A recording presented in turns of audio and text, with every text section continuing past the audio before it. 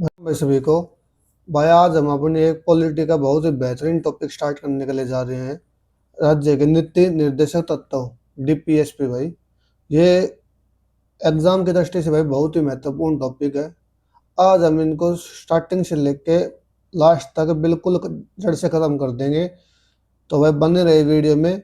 चलते स्टार्ट करते हैं, समझते हैं टॉपिक को। ठीक है भाई। भाई बुनियादी तथ्य है। भाई राज्य नीति निर्देशक तत्व आयरलैंड के संविधान से लिया गया है, सभी को पता है भाई। ये हमारे संविधान के भाई भाग 4 में है। और भाई 36 से अनुच्छेद 36 से 51 तक इनका वर्णन किया गया है भाई। ठीक है। उद्देश्य नागरिकों के कल्याण पर केंद्रित एक कल्याणकारी राज्य का निर्माण करना तथा समाज अर्थव्यवस्था में निष्पक्षता लाना, ये इनका कार्य है भाई। इसकी प्रकृति सकारात्मक इसकी भाई प्रकृति है। राज्य को कुछ करने के लिए निर्देश देते हैं भाई ये। ठीक है।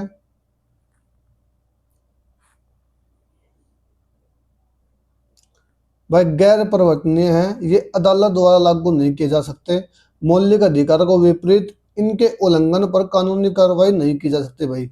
भाई जो नीति निर्देशक तत्व होते हैं उनके उल्लंघन पर भाई हम अदालत में कुछ भी कार्रवाई नहीं कर सकते। ठीक है भाई। भाई डीपीएस पर विचारकों के प्रसिद्ध कथन, मतलब ये राज्य नीति निर्देशक तत्वों पर किसने क्या बोला है, किसने क्या नहीं बोला, अब हम ये देखते हैं भाई। तो सबसे पहले आता है भाई डॉक्टर भीमराव अंबेडकर। भाई डॉक्टर भीमराव अंबेडकर ने डीपीएसपी को संविधान की एक अनोखी विशेषता बताया है भाई। ठीक है। जी आस्टर्स डीपीएसपी को संविधान की आत्मा कहा भाई। ठीक है। भाई केसी वैयर ने डीपीएसपी को लक्ष्य और आकांक्षाओं का घोषणा पत्र बताया है भाई। ठीक है। टी कृष्णाचारी टी कृष्णामाचारी ने इनको विनोद पूर्वक से सच्चा कूड़ादान या कचरादान कहा है भाई। ये क्वेश्चन एग्जाम में भाई बहुत बार पूछा जा चुका है। अगर नीति निर्देशक तत्व को सच्चा कूड़ादान या कचरादान किसने कहा है, तो इसका आंसर आ जाएगा भाई टी कृष्णाचारी ने कहा है भाई। ठीक है।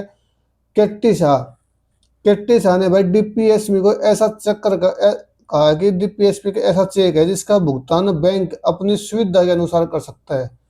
ठीक है भाई।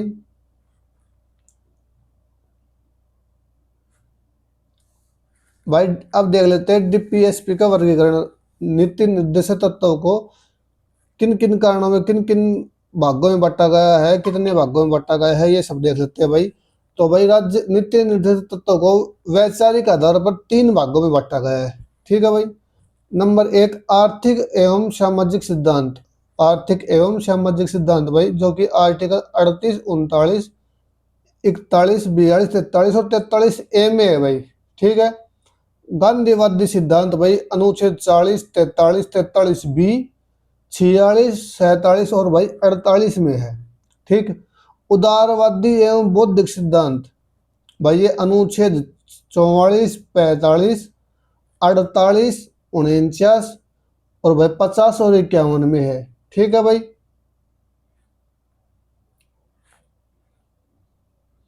अब भाई हम आर्टिकल का विस्तार पूर्वक वर्णन देख लेते हैं भाई। ठीक है। भाई अनुच्छेद 36 में क्या कहा गया है, राज्य की परिभाषा है भाई इसमें। यह राज्य का वही अर्थ है जो भाग 3 के अनुच्छेद 12 में है। तो भाई भाग 3 के अनुच्छेद 12 में क्या है, आप कमेंट करके बताना मेरे को। ठीक है। अगर आप नहीं बताओगे तो मैं नेक्स्ट टॉपिक में इसका जिक्र कर दूंगा। अनुच्छेद 37 भाई ये किसी सिद्धांत है, न्यायालय द्वारा लागू नहीं हो सकते। ये देश के शासन से मूलभूत है भाई। जो हमने स्टार्टिंग में पढ़ा था भाई कि राज्य के निर्देशक तत्व किसी भी मतलब कि कोर्ट के अंदर उनको हम चुनौती नहीं दे सकते। तो ये अनुच्छेद 37 में कहा गया है। अनुच्छेद 38 भाई आर्टिकल 38 भाई लोक कल्याण की अभिवृद्धि का है भाई। लोक कल्याण की अभिवृद्धि भाई आर्टिकल अनुच्छेद 38 में है। ठीक है भाई। अनुच्छेद 38 के खंड क्या है, यानी खंड 1 में क्या है भाई, राज्य आय, स्थिति, सुविधाओं और अवसरों को असमानता को कम करना, सामाजिक आर्थिक और राजनीतिक न्याय सुनिश्चित करना। ये भाई अनुच्छेद 38 के क्या में है भाई। खंड दो में भाई क्या है, भाई खंड दो को 44वें संविधान संशोधन 1978 द्वारा जोड़ा गया था। इसका उद्देश्य प्रतिष्ठा और अवसरों की असमानता को दूर करना है भाई। क्या है भाई, 44वें संविधान संशोधन 1978 द्वारा खंड दो जोड़ा गया था भाई अनुच्छेद 38 में। इसका उद्देश्य प्रतिष्ठा अवसरों की असमानता को दूर करना है भाई, ठीक है। अनुच्छेद 39 देख लेते हैं भाई। भाई अनुच्छेद 39 में क्या है भाई, राज्य द्वारा अनुसरणीय नीतियां है भाई। जो राज्य भाई अनुसरणीय नीतियां लागू करता है, इसमें भाई वो है, इसमें फर्स्ट नंबर पे क्या है भाई, सभी नागरिकों को आजीविका के पर्याप्त साधन प्राप्त करना है, ठीक है भाई। भौतिक संसाधनों का उचित वितरण है, धन के विकेंद्रीकरण को रोकना है भाई, पुरुषों और महिलाओं दोनों के लिए समान काम करना है भाई, श्रमिकों यानी मजदूरों के स्वास्थ्य और बच्चों के शोषण को रोकथाम करना है भाई। मतलब कि कहने का मतलब ये है, जो कि बाल मजदूरी करवा देते हैं मतलब किसी भट्ठे पे या किसी भी फैक्ट्री में, तो उनको रोकना है भाई और उनके स्वास्थ्य का पूरा ध्यान देना है भाई। ये है अनुच्छेद 39 में।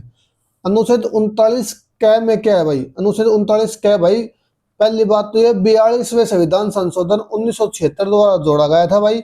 समान न्याय और निशुल्क विधिक सहायता, समान न्याय और निशुल्क विधिक सहायता, गरीबों को मुफ्त कानूनी सहायता सुनिश्चित करना ताकि कोई न्याय से वंचित न रह सके भाई। कहने का बेसिकली मतलब ये है, जो गरीब होते हैं वो बेचारे सोचते हैं कि हम कहाँ जाएं, कैसे क्या करें, उनके साथ कुछ भी प्रॉब्लम होती है, जैसे कि मारपीट होती है, तो वो सोचते भाई कहाँ जाए, तो उनके लिए मुफ्त बिल्कुल फ्री कानूनी सहायता का प्रावधान किया किया गया है भाई, ठीक है। अनुच्छेद 39 क्या में भाई, उन अनुच्छेद 40 में क्या है भाई, भाई ग्राम पंचायतों का संगठन है अनुच्छेद 40 में। क्या है भाई, ग्राम पंचायतों का संगठन है अनुच्छेद 40 में।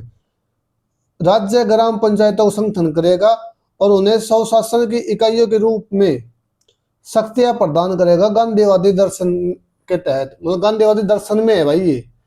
अब अनुच्छेद 41 देख लेते हैं भाई। काम, शिक्षा और लोक सहायता का अधिकार है भाई, ठीक। जैसे कि बेरोजगारी, वृद्धावस्था, बीमारी और विकलांगता की स्थिति में सरकारी सहायता, जैसे वृद्धा पेंशन, बेरोजगारी भत्ता है, ठीक भाई।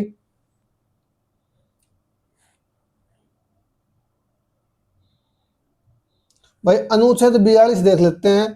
काम की न्याय संगत दशाएं और प्रस्तुति सहायता, भाई काम की जो भी न्याय संगत दशाएं हैं और प्रस्तुति सहायता है भाई, यानी कि कार्यस्थल पर मानवीय माहौल, जैसे कि हवा, पानी, स्वच्छ स्थान है। और महिलाओं के लिए मातृत्व राहत है, जैसे कि 6 महीने का मातृत्व अवकाश सुनिश्चित करना है भाई अनुच्छेद 42 के तहत।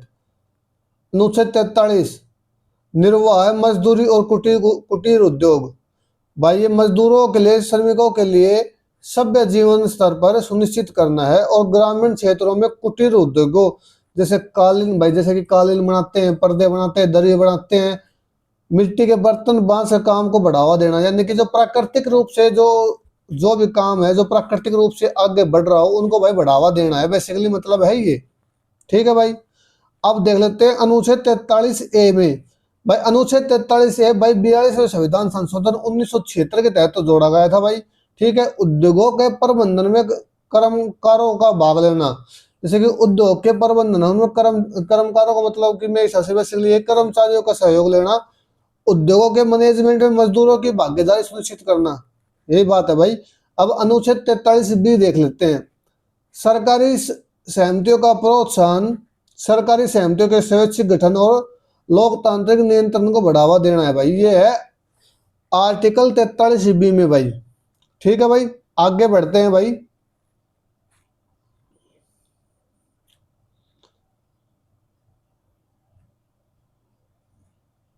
भाई आर्टिकल 44, ठीक है भाई। आर्टिकल 44 में क्या है भाई, समान नागरिक संहिता, माने कि हर नागरिक समान है, हर तरीके से कोई भी भेदभाव नहीं किया जा सकता। इसके तहत भाई पूरे भारत में सभी नागरिकों के लिए विवाह, तलाक, उत्तराधिकारी आदि संबंध में एक समान कानून है भाई। जैसे कि भाई कोई अमीर का बच्चा तलाक लेने के लिए सोचेगा तब भी एक समान कानून है, और कोई गरीब का बच्चा तलाक लेने की सोचेगा जब भी समान कानून है। किसी कोई भेदभाव नहीं है भाई, भाई अमीर के में तो इतना वो होगा, गरीब में इतना वो होगा, ठीक है भाई। अब देख लेते हैं अनुच्छेद 45 भाई। भाई बालकों के लिए अनिवार्य शिक्षा है भाई, 6 वर्ष से कम आयु के बच्चों की देखभाल और प्रारंभिक शिक्षा करना है। 6 से 14 वर्ष के बच्चों की शिक्षा अब अनुच्छेद 21(a) के तहत मौलिक अधिकार है। ठीक है भाई। अनुच्छेद 46 भाई। भाई SC ST कमजोर वर्गों का हित, जैसे कि SC ST स्टूल कास्ट होगा, जैसे कि कमजोर वर्गों का हित करना है भाई इसमें, जैसे कि अनुसूचित जाति जनजाति अन्य कमजोर वर्गों के शैक्षिक और आर्थिक हितों को बढ़ावा देना और भाई शोषण होने से रक्षा करना। जैसे कि भाई पहले क्या होता था कि तकरीबन सबको काम बंटा हुआ था कि भाई नाई का बच्चा ये काम करेगा, फलाने का बच्चा ये काम करेगा, धिगड़े का बच्चा ये काम करेगा। ठीक है, तो उनका शोषण होता था भाई, कोई क्यों बोलता था, कोई क्यों बोलता था, जिसके कारण से भाई ये आर्टिकल जोड़ा गया था अपने संविधान में। ठीक है भाई, आगे बढ़ते हैं बिना किसी देरी के।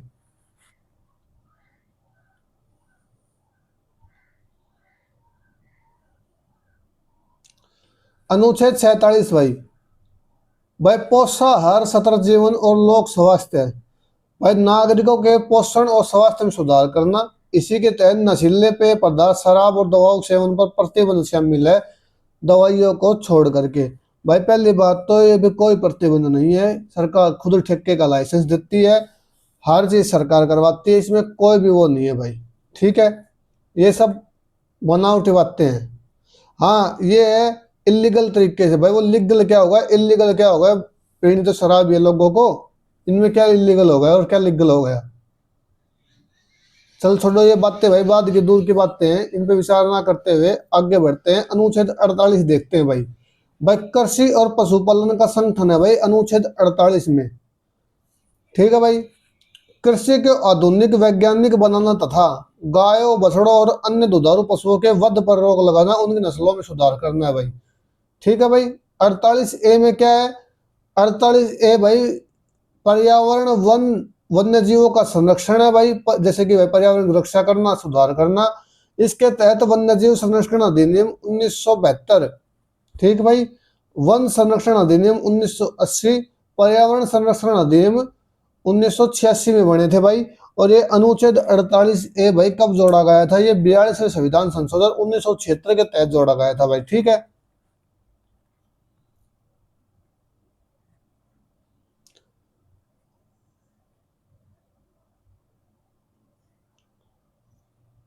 भाई अनुच्छेद 49 देख लेते हैं। राष्ट्रीय महत्व के स्मारकों का संरक्षण है भाई, ऐतिहासिक और कलात्मक महत्व के स्मारकों का स्थान और वस्तुओं की रक्षा करना है। ठीक है भाई। अनुच्छेद अनुच्छेद 50 में क्या है भाई? कार्यपालिका के न्यायपालिका का पृथक्करण है भाई, लोक सेवाओं में न्यायपालिका को कार्यपालिकाओं से स्वतंत्र करवाना है। ठीक भाई। अनुच्छेद 51 भाई। भाई अंतरराष्ट्रीय शांति पुरस्कार, सॉरी सॉरी सॉरी अंतरराष्ट्रीय शांति पुरस्कार किसको दिया गया था पहले ये आप कमेंट करके बताना। इसमें भाई अंतरराष्ट्रीय शांति और सुरक्षा भाई। ठीक है। राष्ट्रों के बीच सम्मानजनक संबंध, अंतरराष्ट्रीय कानूनों में संधियों को आदर और विवादों को मध्यस्थता से सुलझाना। मतलब कि भाई जो भी यह कहने का मतलब ये है, अनुच्छेद जो 51 है उसमें भाई शांति बनाए रखना, और उसमें कुछ भी अगर जो किसी की संधि होती है उसको बैठ के समझाना भाई। बेसिकली इनका मेन मोटिव है भाई ये। भाई मौलिक अधिकार DPSP बनाम महत्वपूर्ण वाद। ठीक है भाई।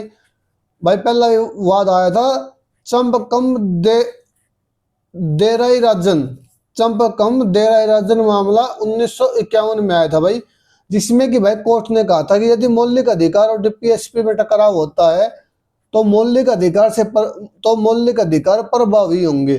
ठीक है भाई। हालांकि DPSP को लागू करने के लिए संसद मौलिक अधिकारों में संशोधन कर सकती है भाई। ठीक है, ये कहा था कोर्ट ने। दूसरा वाद आया था भाई मिनर्वा मिल केस 1980 में। इस मामले में कोर्ट ने कहा था कि भारतीय संविधान मौलिक अधिकारों और नीति निर्देशक तत्वों के बीच संतुलन की नींव पर टिका है, दोनों एक दूसरे के भाई पूरक है। ठीक है भाई, ये कहा था उस वाद में।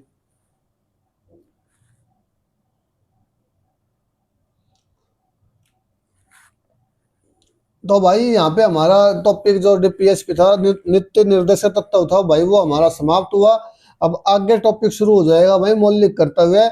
अगर आपको आपके छोटे भाई की क्लास अगर जैसे ठीक लगी हो तो इसको भाई सब्सक्राइब करना, फेसबुक पे देख रहे हो तो भाई फॉलो करना, ठीक है। और जो भी आपको कुछ भी कमी लगती हो मेरे को वो बताना, जो मैं सुधार कर सकूं। ठीक है भाई, थैंक यू, मिलते हैं किसी नेक्स्ट टॉपिक पे नेक्स्ट वीडियो में।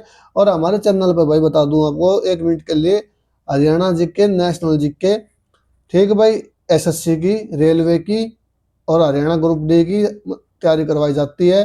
तो भाई निसंकोच आप तैयारी कर सकते हो बिल्कुल मुफ्त में। कोई भी आपको 1 रुपया भी पैसा नहीं देना, कंटेंट आपको भरपूर मिलेगा भाई। ठीक है, थैंक यू, बाय बाय।